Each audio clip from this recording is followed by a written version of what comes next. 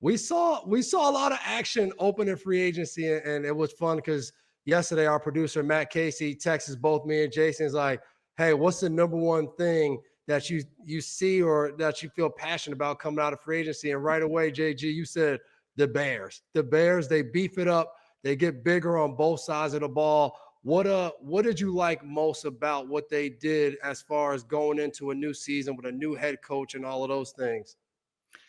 Free agency is an interesting time, as you know, and typically free agency is about correcting mistakes you've made, right? So teams that have not been real good, have made some poor personnel decisions, maybe haven't drafted well. Now a new coach comes in. It's like, okay, we got to clean up all these errors, and salary cap goes up. So let's get aggressive. And I was really excited to see what Ben Johnson and Ryan Poles did in Chicago. I think if you reflect back a month or so ago, and we all watched the Super Bowl, and you watch Philadelphia dominate up front, big time offensive line, arguably the best in the league. Mhm. Defensive line, they rushed for the whole game and gave Patrick Mahomes fits.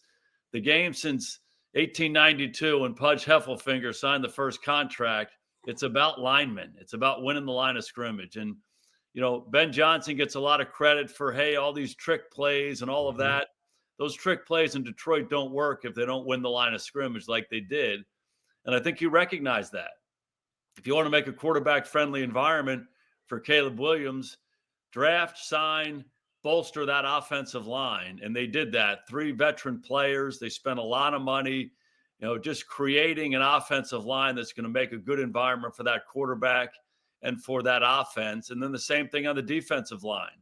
They got stronger there with a couple big signings as well. So I was really pleased to see they're approaching it that way. And that's what they're prioritizing first and foremost is winning the line of scrimmage, because ultimately that'll be the difference. Yeah, and I always think back to at different times in New England, we had our kind of roster and it was set and it was keeping core guys, but like every year, the next great team that was going to challenge us, it would start in March. And Bill would always come in and tell us, you can't build a team through free agency. Well, the truth of the matter is what you just said. How do we fix or bring in a few guys who change the whole direction of what we're doing? We look at the Philadelphia Eagles last year adding Saquon Barkley for that offense. And they had good running back play before that. DeAndre Swift had a big year, played well in the system, but it was also the person Saquon Barkley is and what he added to that locker room. And I look at Chicago and you bring in a guy like Joe Tooney, who had the opportunity to play with in New England for 5 years. He's a guy that we've already seen. He's played left tackle, he's played guard, he's played center his career. He's all about doing whatever is best to help the team win. Like, think about how unselfish it was last year to move to being like the permanent left tackle, not filling in for a game or somebody's hurt. Just now, each week, you're going to have to line up and play a position you don't feel probably great about. And I think about Grady Jarrett, another guy. I remember we played in that Super Bowl against Atlanta. I didn't really know who he was. You looked up, he had 3 sacks in the Super Bowl, and he's continued to build and be kind of known as a locker room guy, a leader in Atlanta. So I just think about you have all these young guys.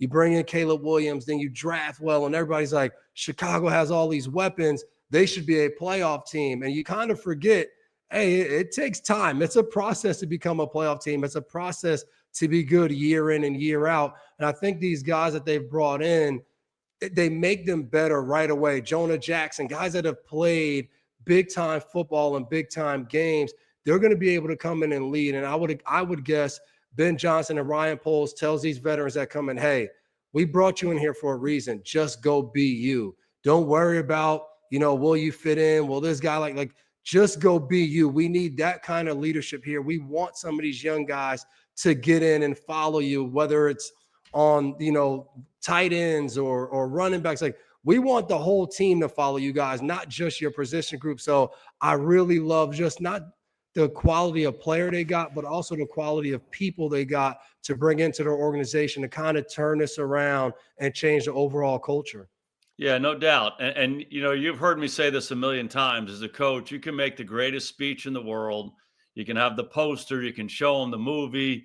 You can get this T-shirt or the sweatshirt, whatever you're putting on the hat for the year. All that about your messaging, about what your team's all about. but ultimately who you bring in to be on your team, who you draft and who you allocate resources to in free agency or re-sign, that's you're sending that message to your team that this is what we believe in. We believe in Joe Tooney. We believe in that kind of a player.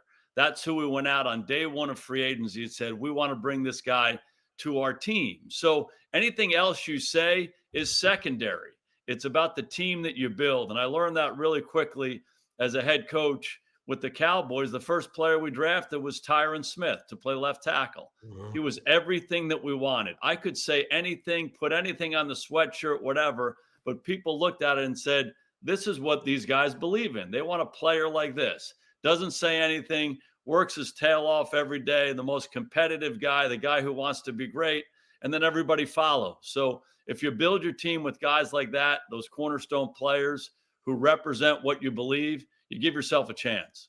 Yeah, and Coach, when you see these moves, what's a realistic expectation for Caleb Williams? I think right away, like I saw this week in TV, they're like, now they find out if this guy's the real deal. And I'm like, well, it's still only going to be year 2 for him. And I get he was the number 1 pick and all of that. But what would be the realistic expectations? You know, for me, if you go back and look at how he played, he was kind of a lightning rod player. Everybody was talking about, oh, he's great, no, he's terrible and all that. If you look at his season in total relative to rookie quarterbacks in general through the years, it's probably pretty good. Struggled early on a little bit, looked a little uncomfortable, then got going a little bit. And then, you know, they had some issues, you know, the coaching changed. Now there's different guys call him, you know, he kind of battled through all that stuff and really played steady football. Was it great? No, but it was pretty good for a rookie. Now, relative to Jaden Daniels and Bo Nix, everyone's saying this guy's a bum. He's the farthest thing from a bum. He's got a chance to be a really good player. I think the environment's going to get better. You've heard me say this a million times. We talk about with Josh Allen. You know, Josh Allen had to put the Superman cape on. He had the city of Buffalo on his shoulders for all those years. And then when we spread it out, we threw it to different guys. We were running the ball. We got the running backs more involved. We bolstered the offensive line. All of a sudden, he has an MVP year. So he goes from being a spectacular player to being a guy who's really plays at a consistently high level every week and becomes an MVP type guy. I'm not saying Caleb Williams is ready to do that next year, but when you bolster the team around you, when you're better on the offensive line, he's not running for his life. When you run the ball, when you get some guys, some weapons that you can throw the ball to that you can count on, play in and play out, all of a sudden his play will elevate. So you're always trying to create a good environment for your quarterback, and I think they've taken a lot of steps to do that. I see him continuing to progress and tapping into all that talent that he has. Yeah, I definitely agree. And I think that's what you have to do as a team. Like, I think right away, we always kind of get infatuated with the quarterback of how do we get the quarterback? What receivers do we get? And when you build that foundation and now a guy gets an opportunity to grow, I think that's the biggest thing that I learned from my career in the NFL of like, you come in, no matter how you come in, whether it's good or bad, there's going to still be a growing process that you might think you come in and, you know, like a Jaden Daniels come in, you have great success your rookie year. You come back for year 2, everybody is studying every single thing you did on film. Like, they're going to try to make it hell for you that next year. And I think even CJ Stroud saw some of those things of, he still had a good year. He's still a really good quarterback, but it was a little different than that first year. And I think for Caleb and I think for Ben Johnson, what they're trying to build there, I think it's all about the growth of it. How can we help him grow? How can we help him get better? And they did that. It's up front. And, you know, we forgot to even mention Odengbo, the defensive tackle that came up from the Colts. And I think that was a good sign because he's a young free agent. He's a young guy, 25 years old, showed great flashes of playing good interior football inside. So I think that's what they're saying. Hey, we don't want you to do everything, Caleb. Like, we want you to have a start, and now we're going to build a team. Hi, I'm Mike Tirico, and thanks for watching. Make sure to hit subscribe for the latest news and highlights from NBC Sports.